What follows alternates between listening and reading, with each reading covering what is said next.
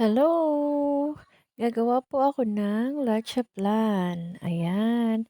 Ipi-prepare ko lang po ang aking mga ingredients. Then, ayan na po.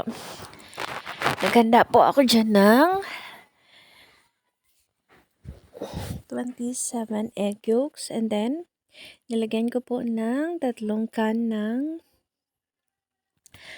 ibap milk and 3 can ng condensed milk. And then, hinalo-halo ko po ng very smooth lang. Pagkatapos niya, nag-caramelize ako ng sugar dyan sa llanera. At nilagay ko na po yung mixture dito sa llanera. At ayan na. Ayan na po. Ready to cook na. And after that, ayan na. Pagkatapos na magluto, ayan na po ang nagawa ko.